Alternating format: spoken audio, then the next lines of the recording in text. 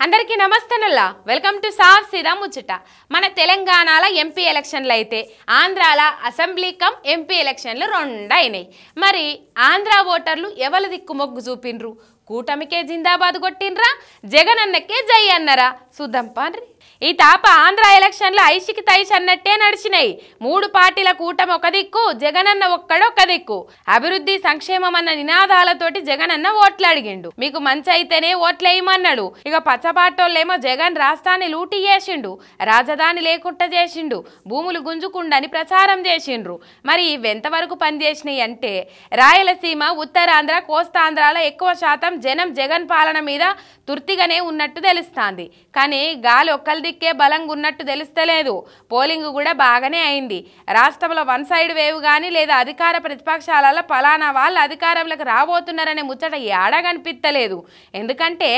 కూటమి కూడా గట్టి పోటీనిచ్చింది బయట దేశాలకి వెళ్ళి వచ్చినోళ్ళు బయట రాష్ట్రాలలో ఉంటున్నోళ్ళు హైదరాబాద్కి వెళ్ళి పోయినోళ్ళంతా కూటమికే జిందాబాద్ కొట్టిందని అంటుండ్రు కానీ ఊర్ల పొంట జనం సంక్షేమ పథకాల లబ్ధిదారులంతా జగనన్నకే జై కొట్టిర్రట ఈ తాప ఎలక్షన్లల్లా pro Jagan versus anti Jagan ఇదే ట్రెండ్ నడిచిందని అంటుండ్రు ముఖ్యంగా మెజారిటీ దళితులు బీసీలు ఎస్టీలు ముస్లింలు రెడ్లు జగన్ దిక్కుండ్రు అదే టైంలో అర్బన్ ఏరియాలలో ఉండేటోళ్ళు చదువుకున్నోళ్ళు ఉద్యోగులు టీచర్లు కమ్మ వర్గం కాపు సామాజిక వర్గంలోని కొంత యువత